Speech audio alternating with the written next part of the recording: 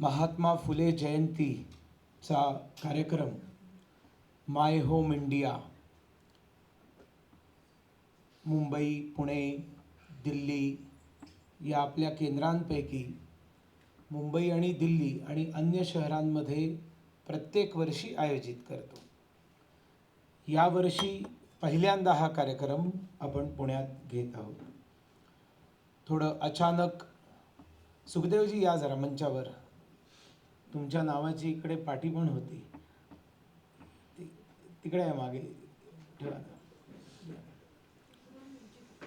या बसा सुखदेवजी। सुखदेव अडागळेजी दलित समाजातून येतात, भारतीय जनता पक्षाचे अनेक वर्षांपासून समर्पित कार्यकर्ते आहेत, तळमळीचे कार्यकर्ते आहेत, माय होम इंडियाशी असोसिएटेड आहेत।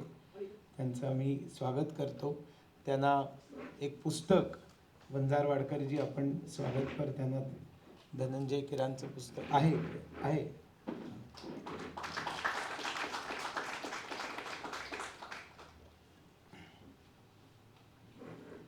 ते त्यांना देऊन टाका वंजारवाडकर, नाही तर राहून जाईल, अशा गोष्टी राहून जातात।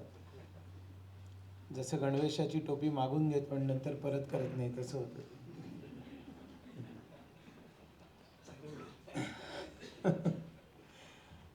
तर या कार्यक्रमाचं आयोजन अचानक आणि गडबडीत केलं। तसा ऑड डे आणि सकाळी 11 वाजताची वेळ आणि सामाजिक कार्यक्रम आणि तोही महात्मा ज्योतिबा फुल्यांची जयंती, असं सगळं असूनही या कमी वेळामध्ये दिलेल्या निरोपात या सभागृहामध्ये 90% सभागृह भरलेलं आहे। हे एक आनंदाची गोष्ट आहे आणि या ठिकाणी उपस्थित असलेल्यांसाठी मी टाळ्या वाजवतो तुमच्यासाठी, कारण आवडीचे विषय असणं, आवडीनिवडी खूप असतात, आदर्श खूप असतात आणि ज्या प्रकारचे कार्यक्रम होतात त्या प्रकारच्या कार्यक्रमांमध्ये दुर्दैवाने आपण महापुरुषांना समाजांमध्ये देऊन टाकलेलं आहे। त्या महापुरुषांनी आपल्याला कधी समाजासाठी ठेवलं नाही, त्यांनी सगळ्या मानवजातीसाठी, सगळ्या देशाच्या कल्याणासाठी काम केलं, पण आम्ही त्यांना त्यांच्या जातीपुरतं मर्यादित करून टाकलं। मग महात्मा ज्योतिबा फुल्यांचे कार्यक्रम कोण करणार, डॉक्टर बाबासाहेब आंबेडकरांचे कार्यक्रम कोण करणार, तर ते सगळे दलित लोक करणार, ते त्यांचं काम आहे, ते आपलं नाही। मग आम्ही कोणाचे, मग आम्ही टिळकांचे करणार, मग काही लोक म्हणणार आम्ही छत्रपती शिवाजी महाराज आणि धर्मवीर छत्रपती संभाजी महाराजांचे कार्यक्रम करणार।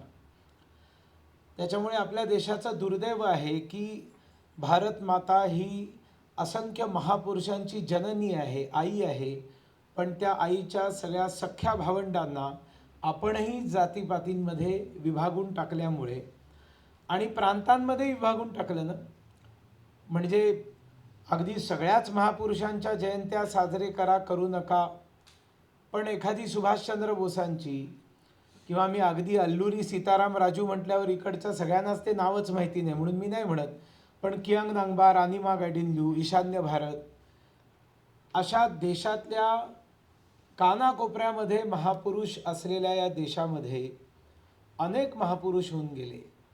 आता हेही खरं आहे की सगळ्यांच्या जयंत्या साजरी करायची तर रोज एक कार्यक्रम आपल्याला करावा लागेल, कदाचित काही दिवसांमध्ये रोज 2-2 कार्यक्रम करावे लागतील।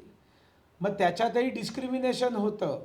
2 ऑक्टोबरला लोक महात्मा गांधींची जयंती लक्षात ठेवतात, लालबहादूर शास्त्रींची जयंती विसरून जातात, म्हणून महापुरुषांमध्ये डिस्क्रिमिनेशन हे आपल्या भारताची दुर्दैवानी सध्याची एक विशेषता झालेली आहे, जी मोडून काढायचं माय होम इंडियाने ठरवलेलं आहे आणि आपल्या स्थापनेपासून ठरवलेलं आहे, 20 वर्षांपासून ठरवलेलं आहे, कारण माय होम इंडियाची स्थापना 2004 मध्ये झाली होती। हे माय होम इंडियाचं 20वं वर्ष आहे। It is not a small thing to run an organization for 20 years। 20 वर्ष ध्येय घेऊन त्या ध्येयाप्रती आणि सगळे कार्यक्रम यशस्वी, सगळ्या कार्यक्रमांमध्ये मोठ्या प्रमाणावर लोकांची उपस्थिती, कुठल्याही प्रकारचे फ्लेक्स बॅनर्स न लावता कार्यक्रमांमध्ये उपस्थिती, प्रचारावर खर्च न करता कमीत कमी खर्चामध्ये कार्यक्रम कसे करायचे याचा एक आदर्श पायंडा माय होम इंडियानी सर्व NGO समोर एका अर्थाने घालून दिलेला आहे. आणि जरी मी याचा संस्थापक असलो तरी गेले अनेक वर्ष राजकारणात गेल्यापासून याच्या ट्रस्टीमधनं मी राजीनामा दिला असल्यामुळे वर्तमान ट्रस्टी ज्याच्या आमच्या पूनमताई मेहता उपाध्यक्ष आहेत, आमचा जनरल सेक्रेटरी इथे श्रवण झा आहे. श्रवण, एक खुर्ची तुझ्यासाठी ठेवायला पाहिजे खरं, पण काही हरकत नाही, आपण जागेवरती काही फार फरक पडत नाही आपल्याला. तर श्रवण झा इथे उपस्थित आहे. झा असला तरी महाराष्ट्राचा जावई देखील आहे, आणि तो जावई नसता तरी झा आमच्यासाठी तेवढाच प्रिय आहे जितके घाडी असते. म्हणजे घाडी म्हणजे त्याची बायको आहे म्हणून म्हटलं. तर मला खरोखर या देशामध्ये समता म्हणा, समरसता म्हणा, या पुढे येऊन बसा, येते पुढे आहे. बसताना सुद्धा आपण कसं करतो बघा, बसताना सुद्धा आपण शेवटच्या माणसाची उपेक्षा करतो. आपली मानसिकता कशी असते, आपण असे आलो की पटकन पहिल्या खुर्चीत बसून घेतो, शेवटच्या खुर्चीची उपेक्षा करतो. मग बिचाराला ज्याला शेवटच्या खुर्चीत बसायचं असतं त्याला लाथा धक्के देत देत देत देत जावं लागतं. म्हणून मी नेहमी कधीही आल्यावर सगळ्यात पहिल्यांदा कोपऱ्यातली जी खुर्ची, म्हणजे बसमध्ये फ्लाईटमधनं उतरल्यावर बसमध्ये तुम्ही बघितलं तर काय होतं, सगळे समोर अशी गर्दी करून उभे राहतात आणि सगळ्या खुर्च्या रिकाम्या असतात आणि बिचारे ते बोंबलत असतात, अरे मागे जा. मी कधीही गेलो की सगळ्यात पहिला एकदम कॉर्नरच्या खुर्चीमध्ये जाऊन बसून राहतो. आपण असे काही पायंडे पाडले पाहिजेत, आपल्या व्यवहारामधनं पाडले पाहिजे. पूजा, मला खूप आनंद झाला है ना. मी खरं वक्ता म्हणून टेकचंदला बोलवणार होतो. टेकचंद, एकदा उभा राहा. कुठे आहेस? टेकचंद पूजाचा पती आहे. लक्षात आला बोलण्यातला फरक? टेकचंदची ही पत्नी नाहीये, टेकचंद पूजाचा पती आहे. ओरिजिनल जो भारत आहे, ओरिजिनल जो भारत आहे तो हा आहे. या 1000 वर्षाच्या कालावधीमध्ये आमच्या चुकांमुळे आणि परकीय आक्रमणांमुळे आम्ही खूप बिघडलो. पण ओरिजिनल जो भारत आहे, ना त्याच्यामध्ये कास्ट सिस्टीम होती, ना त्याच्यामध्ये महिलांना शिकायला कुठे बंदी होती, ना त्याच्यामध्ये कधी महिलांना पडद्यामध्ये राहायला सांगितलं, घुंगट घ्यायला सांगितलं. गार्गी मैत्रेयींसारख्या विदुषी झालेल्या आहेत या देशामध्ये. असंख्य नावं आहेत, 2 नावं प्रसिद्ध आहेत, तुम्हाला माहिती आहेत म्हणून मी सांगितली, किंवा कदाचित तुम्ही ऐकलेली असते. राण्या झालेल्या आहेत या देशामध्ये, राज्य केलेलं आहे त्यांनी. त्याच्यामुळे महिलांनी अमुक करायचं तमुक नाही करायचं, हे सगळ्या चुकीच्या प्रथा नंतर आपल्यामध्ये आलेल्या आहेत. मूळ ज्याला आपण हिंदुत्व म्हणतो त्याच्यामध्ये या गोष्टींना थारा नाही. आम्ही महिलांची नावं, मुलींची नावं ठेवताना पत्नीच्या नावानी पतीला ओळखतो. मुलांची नावं ठेवताना पत्नीच्या नावानी पतीला ओळखतो. मुलांची नावं असतात रमापती, उमापती, लक्ष्मीपती, आहे की नाही. मग तुम्ही मला एकही नाव शोधून दाखवा हिंदूंमधलं की ज्या पत्नीला पतीच्या नावाने ओळखलं जातं. असं कुठलंही नाव नाही. श्लोकामध्ये विष्णुपत्नीम नमस्तुभ्यम आहे, पण विष्णुपत्नी हे नाव कधी कोणाचं नसतं. सर्व नावं जी आहेत, लक्ष्मीकांत पुरुषाचं नाव आहे. म्हणजे पुरुषाला पत्नीच्या नावाने ओळखणारा हा महान देश हा इतका घसरला की जगातली सगळ्यात महापापं त्यांनी केली. आणि त्याच्यामध्ये महिलांची काय परिस्थिती होती, अत्यंत दयनीय. महिलांची परिस्थिती म्हणजे फक्त दलित महिलांची नाही, अगदी ब्राह्मण महिलांची सुद्धा तीच परिस्थिती होती. शिकायला त्यांनाही परवानगी नव्हती. घरामध्ये सगळ्यात शेवटचं उरलेलं उष्ट खरकट अन्न बायकांनी खायचं. पुरुषांचं जेवण झाल्यानंतर जर जे उरलं ते त्यांनी खायचं, नाही उरलं तर नाही खायचं, पाणी पिऊन झोपायचं. सगळ्या घरांमध्ये प्रॅक्टिस होती.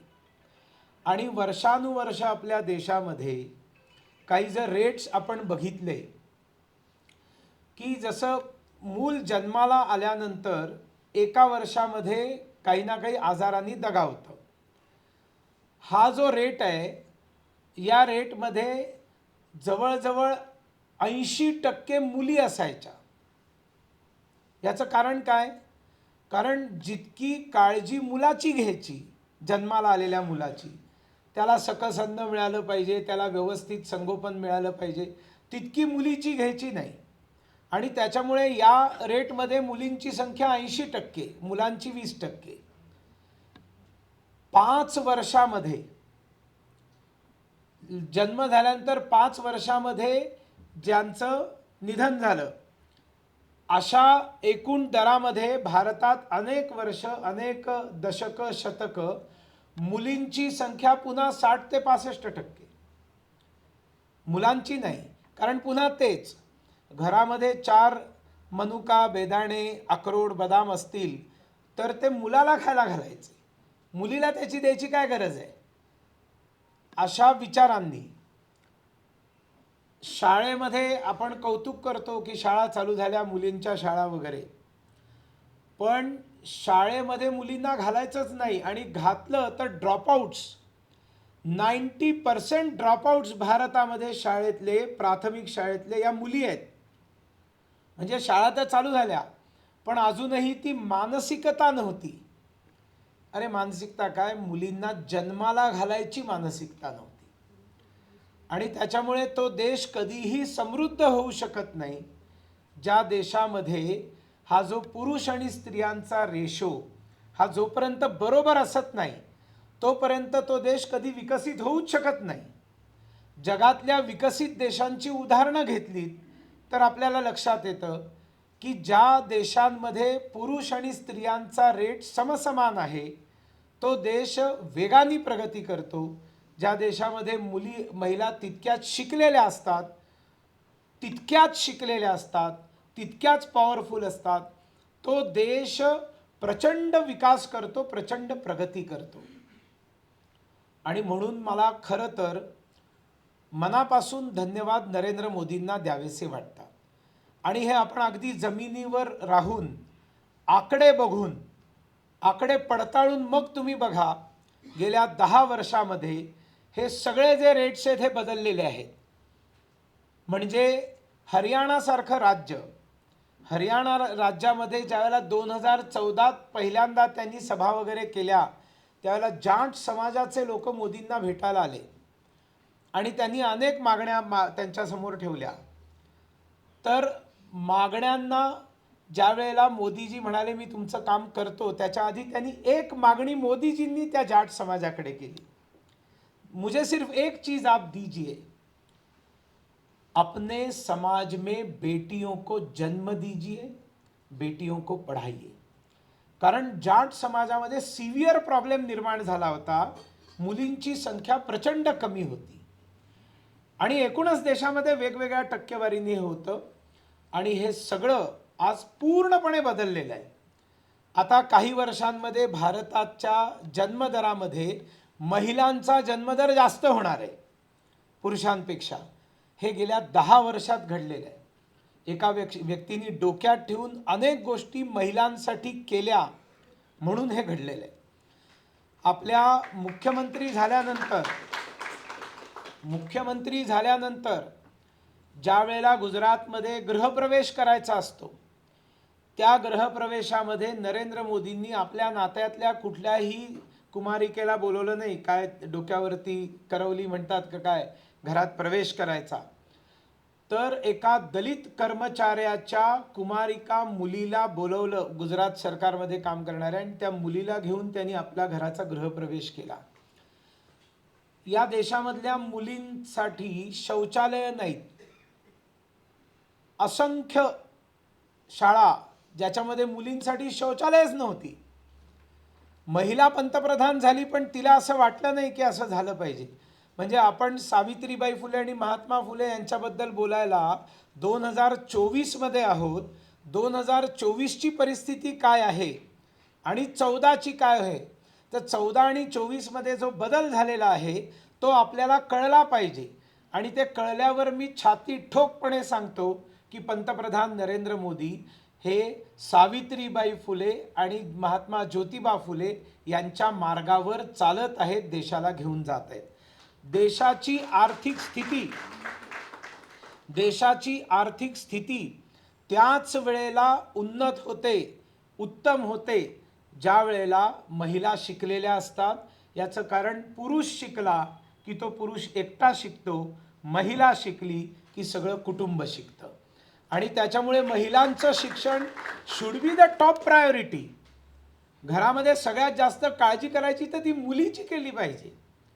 आणि दुर्दैवाने या देशात त्यावेळेला महात्मा ज्योतिबा फुलेंनी जन्म घेतला, ज्या वेळेला मुलीची काळजी तर सोडाच, लोक गप्पा मारताना म्हणायचे की तुझ्या घरी जर मुलगी झाली आणि माझ्या घरी जर मुलगा झाला तर त्यांचं लग्न लावून देऊ.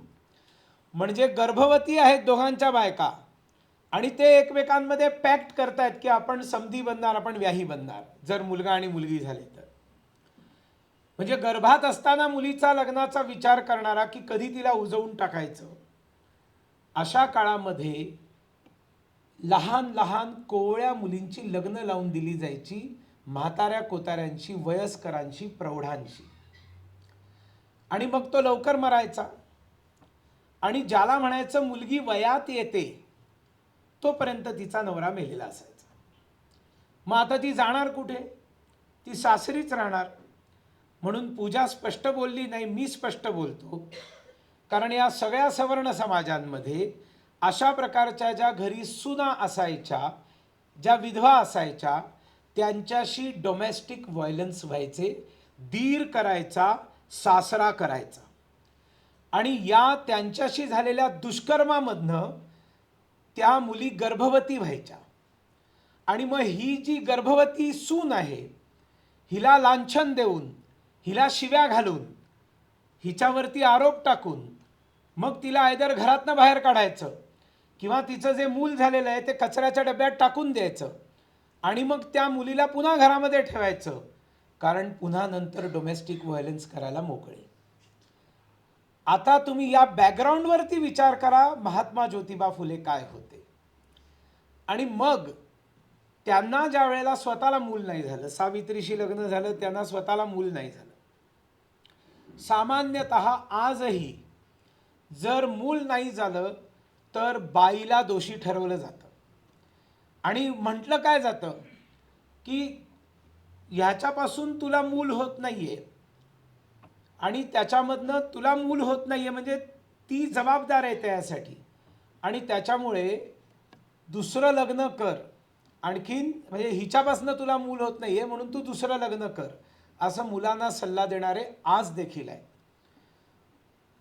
विज्ञान सांगतं, 2024 मध्ये आहोत आपण सगळे, की याच्यामध्ये दोष पुरुषाचाही असू शकतो, तेवढाच दोष असू शकतो.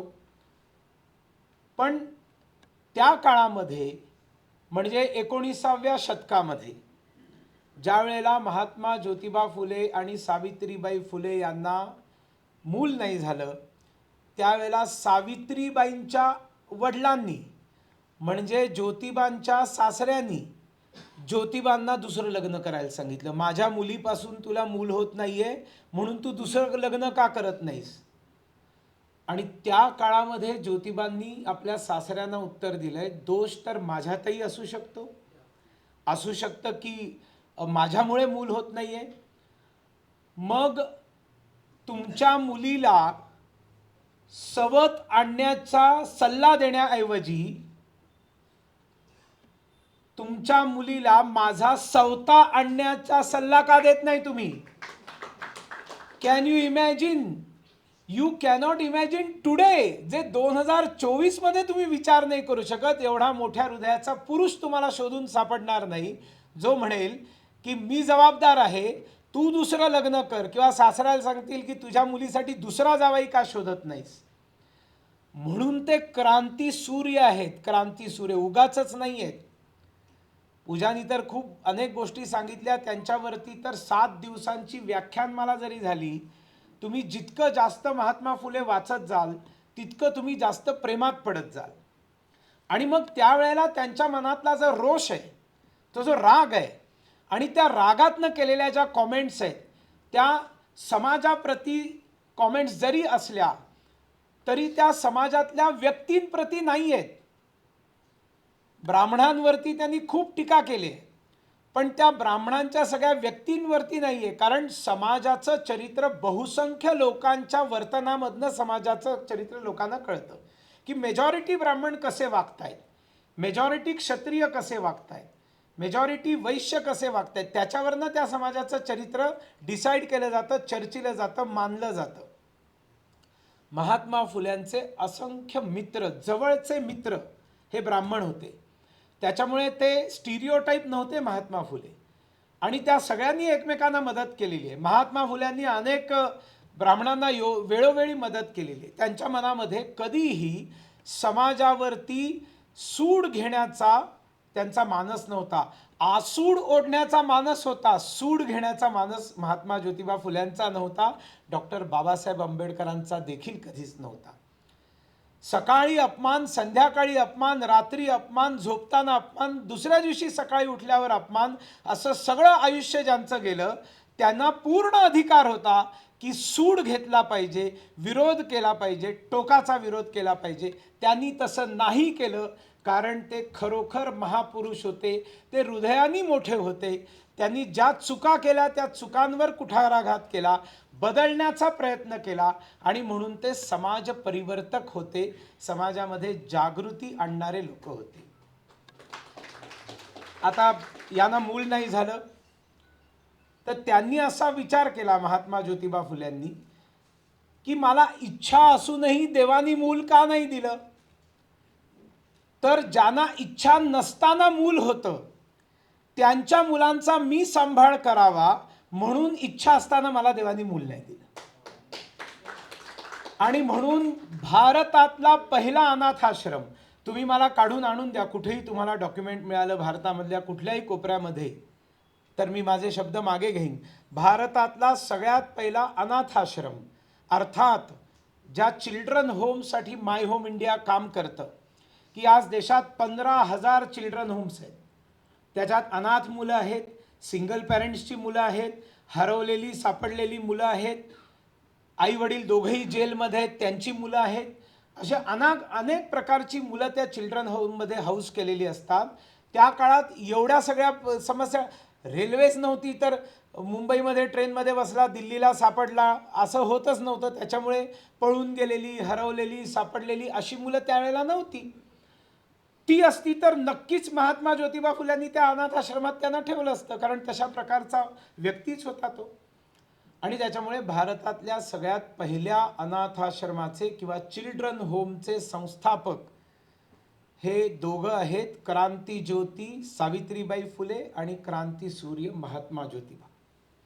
आता यांनी हा ज्यावेळेला अशी सगळी टाकून दिलेली मुलं, कचऱ्याच्या डब्यात टाकलेली मुलं, ती मुलं कशी जन्म घ्यायची तेही मी तुम्हाला सांगतो.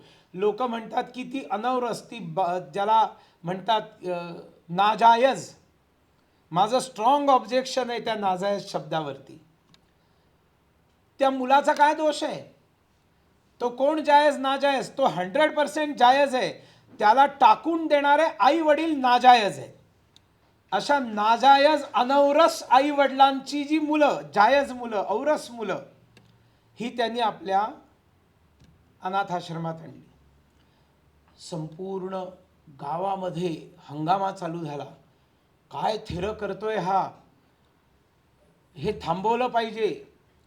आणि म्हणून ज्योतिबा फुल्यांच्या वडिलांकडे सगळ्या गावाचे लोक गेले आणि त्यांनी सांगितलं, तुझा मुलगा असं काही करतो आहे की ज्याच्यामुळे समाजावरती अरिष्ट येईल, चुकीचे पायंडे पडतील, धर्माच्या विपरीत काम करतो आहे. मुळातच त्यांच्या धर्माच्या व्याख्या चुकीच्या होत्या. त्याच्यामुळे त्यांनी जे सांगितलं की धर्माच्या विपरीत काम करतो आहे, तर आम्हाला तुम्हाला सामाजिक बहिष्कार करावा लागेल, तुम्ही तुमच्या मुलाला घराबाहेर काढा.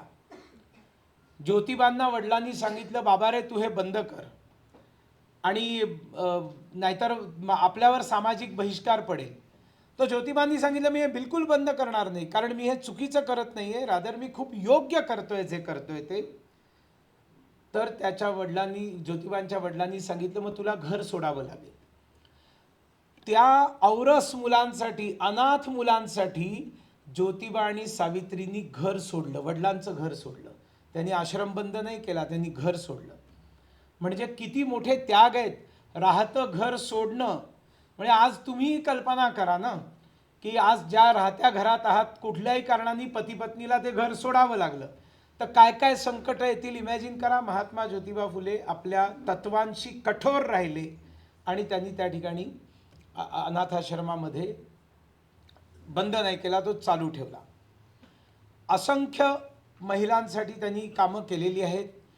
शिक्षणाबद्दल सांगितलेलं आहे, आपल्या सगळ्यांना माहिती आहे.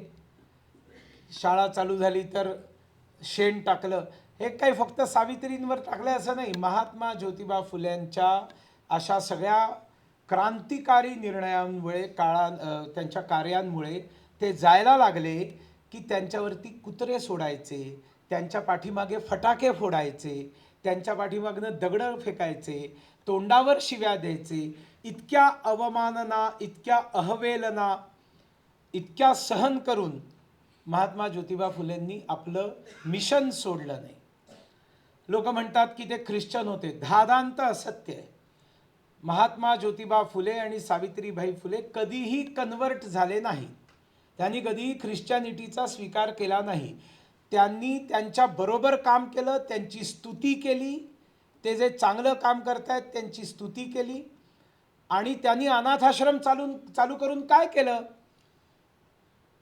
सिंपल गोष्ट सांगा, काय व्हायचं? ख्रिश्चन मिशनरी अशा प्रकारची सगळी कामं करायचे, त्या मुलांचा सांभाळ करायचे आणि मग आयुष्यभर पादऱ्यांनी सांभाळलं म्हणून मग तो मुलगाही मोठा झाल्यानंतर ख्रिश्चॅनिटीच स्वीकारायचा, आणखीन तो बिशप बनायचा.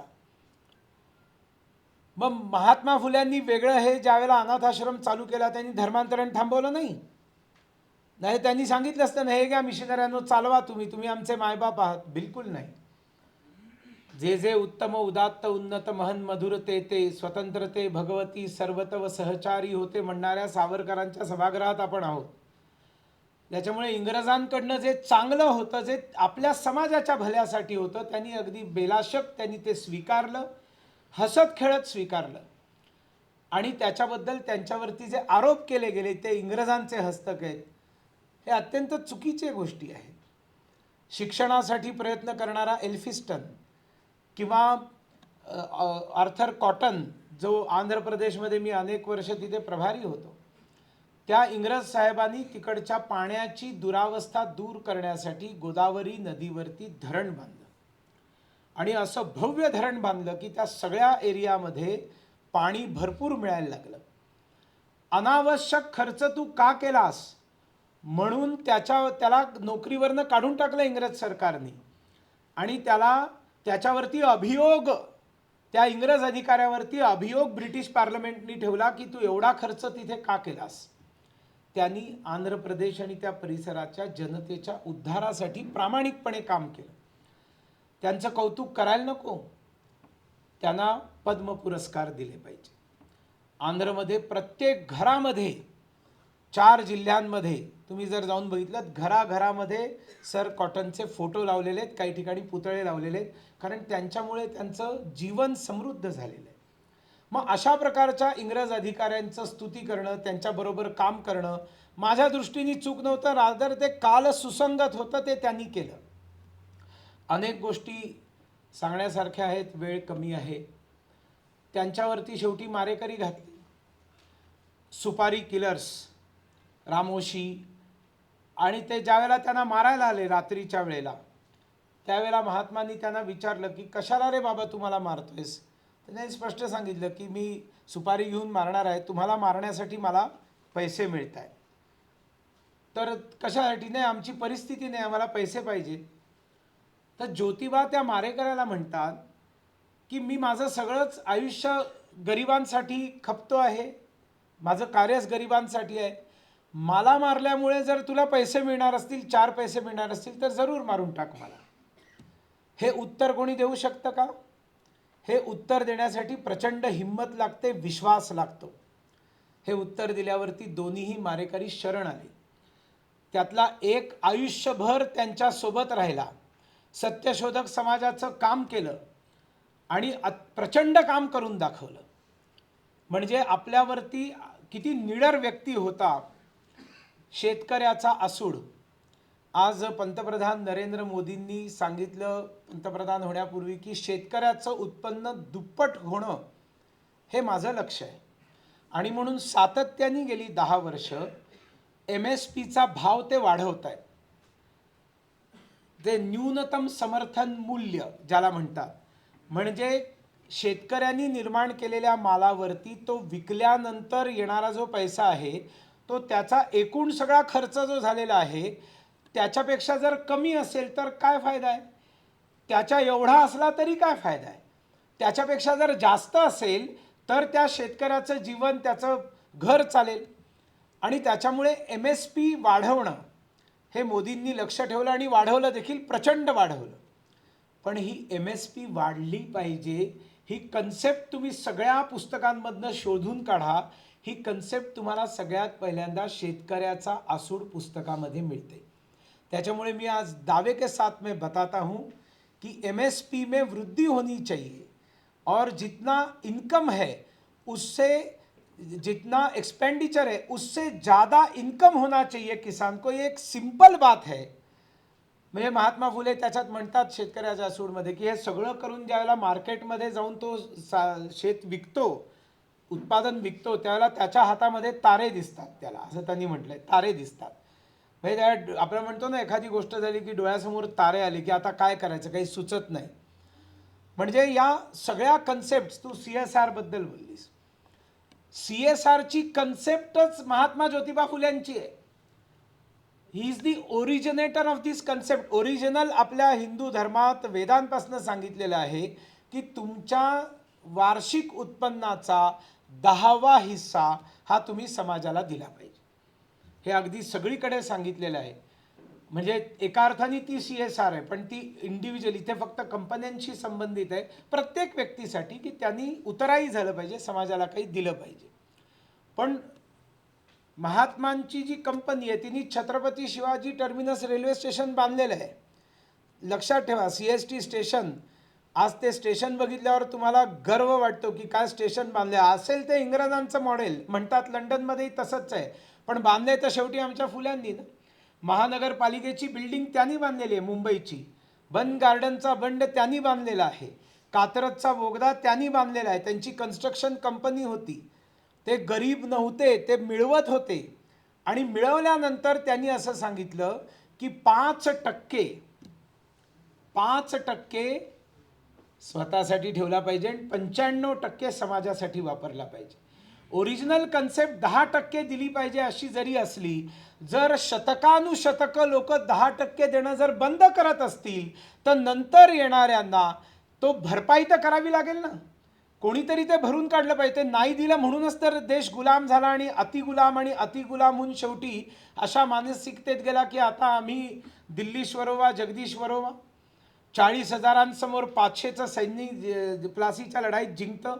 इतक्या गुलामगिरीच्या मानसिकतेत लढायचं सोडूनच दिलं होतं जवळपास, अशा परिस्थितीत पोचला. कारण दिलं नाही ना, शतकं दिलं नाही. मग जास्तीत जास्त आता दिलं पाहिजे, त्याची भरपाई 95% CSR. पुण्यामधले महात्मा फुले नगरसेवक होते. आता जरा आपण आत्ताचे सगळे नगरसेवक आणि होऊन गेलेले नगरसेवक हे सगळे जरा आठवून बघा. कोणाचा पुतळा लावलाय तिकडे आत्तापर्यंत? कोणाचाही नाही. कोणाला असं वाटलंही नाही की आपण असं काहीतरी करून जावं की आपला पुतळा लोक बनवतील, असं वाटलं देखील नाही. महात्मांचा पुतळा तिकडे आहे जिथे ते नगरसेवक होते. पण नगरसेवक असताना त्यांच्या मनाप्रमाणे होत नव्हतं. अनावश्यक खर्च होत होता, बिलांमधनं पैसे काढले जात होते. त्याही वेळेला होत होतं. त्यावेळेला वेळोवेळी त्यांनी कंप्लेंट्स केलेल्या आहेत, लिखितमध्ये केलेल्या आहेत. ज्यावेळेला त्यांना ही मोठी मोठी कॉन्ट्रॅक्ट्स मिळाली. आता तुम्ही मला भारतातला एकही कॉन्ट्रॅक्टर सांगा की ज्याला कॉन्ट्रॅक्ट दिलं एखाद्या ठिकाणी आणि ते काम करत असताना सरकारी अधिकारी लाच घेतात म्हणून तो कंप्लेंट करतो. कॉन्ट्रॅक्टर सरकारी अधिकाऱ्यांना लाच देतात. महात्मा फुल्यांनी कॉन्ट्रॅक्ट्स घेतली, मोठी मोठी कॉन्ट्रॅक्ट्स घेतली आणि तिथे चोऱ्या होत असतील तर त्याच्या विरोधात तक्रारी केल्या की हे चोऱ्या करतायत म्हणून. त्यांना याची काळजी नव्हती की मग नंतर काय होईल माझ्या कॉन्ट्रॅक्टचं.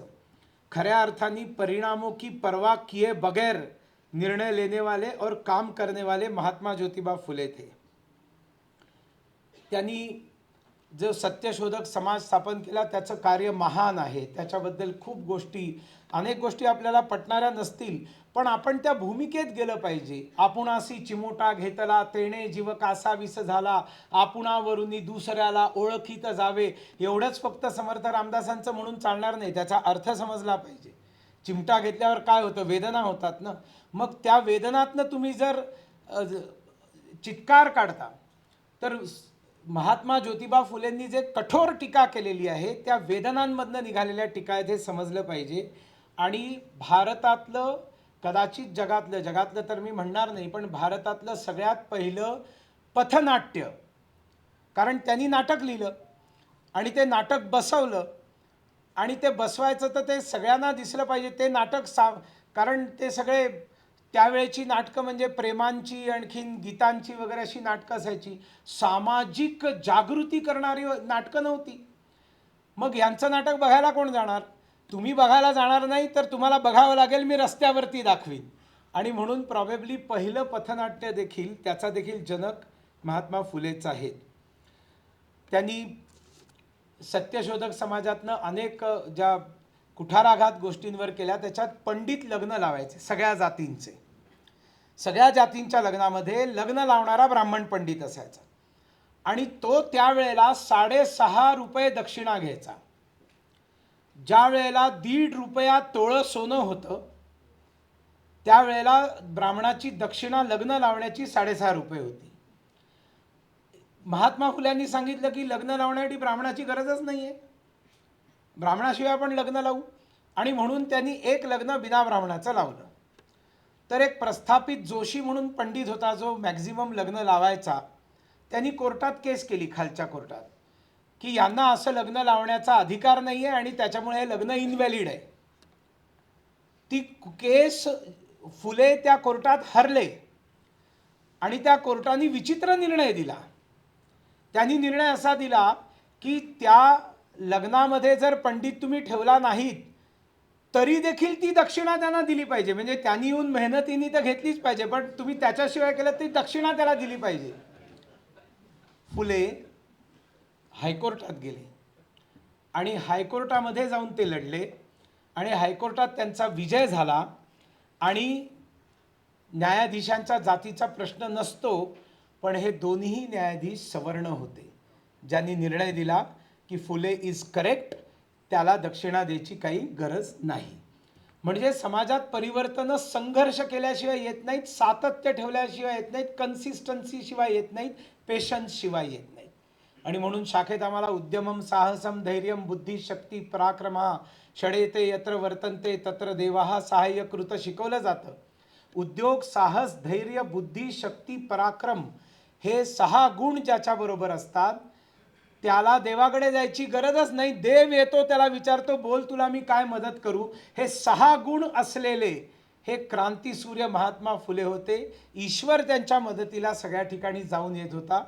ईश्वरावर त्यांची श्रद्धा होती की नाही, इररिस्पेक्टिव्ह ऑफ दॅट, देव तुमच्या मदतीला येतो तुम्ही जर हे गुण दाखवतात। मला बोलायचं खूप होतं पण वेळ आता नाही आपल्याकडे। एक महत्त्वाचा मुद्दा मी इथे सांगू इच्छितो की आपण जयंत्या मयंत्या पुण्यतिथ्या साजरा करतो कशासाठी? मला आज विश्वास आहे की या सभागृहामध्ये जे काही लोक आले त्यांनी जरूर काही कंटेंट घेतलं, याच्यातनं तुम्हाला काहीतरी कळलं। आता ते बाहेर जाऊन तुम्ही किती वापराल, त्याचा काय उपयोग कराल, आपल्या आचरणात किती आणाल, हा प्रश्न तुमच्याकडे आहे, पण now the ball is in your court. या ठिकाणी अशाच प्रकारचे कार्यक्रम होत राहतील। पुण्यामध्ये सावरकर सभागृहामध्ये फुल्यांचे कार्यक्रम होतील, फुल्यांच्या सभागृहामध्ये सावरकरांचे कार्यक्रम होतील। आणि माझा तर आग्रह आहे की महात्मा फुल्यांच्या जयंतीच्या कार्यक्रमामध्ये 90% सवर्णांनी येऊन बसलं पाहिजे आणि त्या कार्यक्रमामध्ये 80% महिलांनी येऊन बसलं पाहिजे। रादर महिलांनी यांचे कार्यक्रम आयोजित केले पाहिजे। Women of this country should be grateful to this couple.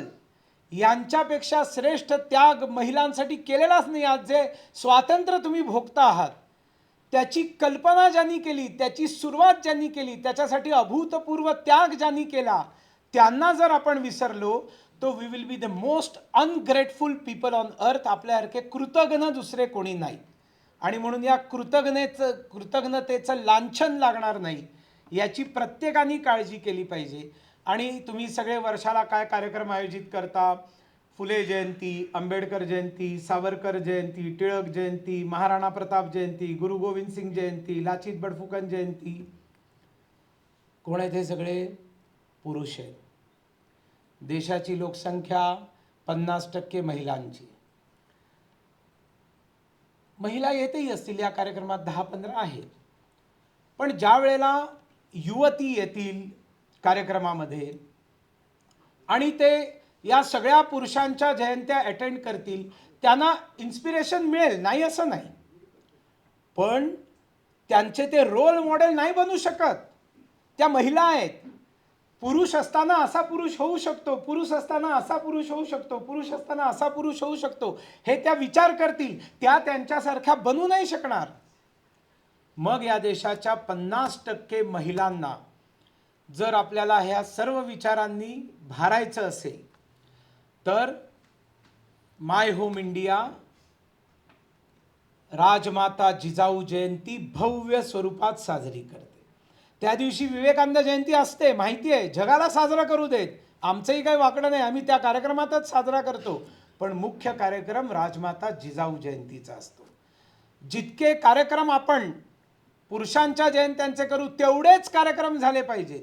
Savitribai फुलेंच्या जयंतीचा कार्यक्रम, भव्य कार्यक्रम पुण्यामध्ये माय होम इंडिया साजरा करेल आणि त्याच्यामध्ये 1000 संख्या आली पाहिजे. ही सगळी जबाबदारी तुम्हा लोकांची आहे. प्रत्येक कार्यक्रमात संख्या येण्यासाठी कोणीतरी स्टार आला पाहिजे असं मला नेहमी सांगतात. मी सांगतो कुठलाही स्टार येणार नाही. कुठल्या तरी स्टारसाठी आलेले लोक स्टारला ऐकतात आणि निघून जातात. कार्यक्रमाचा पर्पज सॉल्व्ह होत नाही. आणि त्याच्यामुळे कार्यक्रमाला जायचं आहे, कोण तिथे येतं याच्याशी आम्हाला काही देणं घेणं नाही. या कार्यक्रमाला आम्हाला जायचं, या निर्धाराने कार्यक्रमाला स्वतः गेलं पाहिजे, असंख्य लोकांना घेऊन गेलं पाहिजे. कारण याच्यामधनं राष्ट्रभक्ती, समाजभक्ती याच्या प्रेरणा मिळतील, पुढे काहीतरी करण्यासाठी रस्ते मिळतील. आणि त्याच्यामुळे देवी अहिल्या, पुण्यश्लोक देवी अहिल्याबाई होळकरांचे कार्यक्रम होणं, सावित्रीबाई फुल्यांचे कार्यक्रम होणं, राणीमा गायडिन्यूचे कार्यक्रम होणं, राणी चेन्नम्माचे कार्यक्रम होणं, अशा प्रकारे महिलांचे कार्यक्रम करणं आपल्या कर्तव्य आहे. घोषणा देतो आपण, जरा घोषणा ऐका सगळ्या. त्या सगळ्या घोषणा पुरुषांच्या जय जयकाराच्या असतात. महापुरुष आहेत. शब्दही महापुरुषच आहे. शब्दही आपल्याकडे महापुरुषच आहे. आणि त्याच्यामुळे महान विदुषी, महान महिलांचे च्या देखील घोषणा दिल्या पाहिजे. म्हणून प्रत्येक कार्यक्रमात मी जातो त्यावेळेला थांबवतो आणि सगळ्यांकडनं 4 महिलांच्या घोषणा मी आधी दिलवतो की ह्या झाल्या पाहिजेत. देश खूप मोठा आहे, विविधतेने भरलेला आहे. शीख समाज आपल्या देशाचा सगळ्यात मोठा, ज्यांच्यामुळे आपण सगळे हिंदू शिल्लक राहिलो, हे का नाही समजत आपण. आज आपण सगळे हिंदू शिल्लक राहिलो याचं कारण त्या पंजाब्यांनी त्या सीमेवरती बलिदानं दिली प्रचंड, नाहीतर ते सगळे पोचले असते. आणि महाराष्ट्राने त्या मुघलांच्या आणि मुसलमानांच्या आक्रमणाला थोपवलं, म्हणून आज दक्षिणेकडे मोठ्या प्रमाणावर हिंदू शिल्लक राहिलेले आहेत. नाहीतर तिथेही तेवढंच कन्व्हर्जन झालं असतं. ते घुंगट वगैरे ज्या प्रथा आहेत या सगळ्या इस्लामकडनं आपल्याकडे आलेल्या आहेत. नाहीतर सीता असेल किंवा मंदोदरी असेल किंवा गांधारी असेल किंवा कुंती असेल, द्रौपदी असेल, रामायण महाभारत सिरियल्स तुम्ही बघितल्यात, अत्यंत रिसर्चनी बनवलेल्या महान दिग्दर्शकांनी सिरियल्स होत्या. कुठेही कोणी घुंगट घेतलेला नाही, कुठे कोणी पडद्यामध्ये नाही. आमच्या भारताने कधी महिलेचं सौंदर्य झाकून ठेवायला सांगितलं नाही, पुरुषांना संयमात राहायला शिकवलं, संस्कार दिला. पाळला किती हे माहीत नाही, पण संस्कार देण्याचं काम केलं. आणि त्याच्यामुळे या सगळ्या गोष्टींचा विचार करून गुरु गोविंद सिंग असतील किंवा त्यांच्यापैकी काही चांगले कार्यक्रम बंदा बैरागीचे झाले पाहिजेत, जे माय होम इंडिया करेल. आणि सेवा कार्य तू ऑलरेडी करते आहेस. कारण खरोखर आमच्या ताईंनी, नलिनी ताईंनी सांगितलं सूत्रसंचालन करताना की समाज प्रबोधन देखील समाजसेवा आहे. आणि माय होम इंडिया एक चॅरिटेबल ट्रस्ट आहे.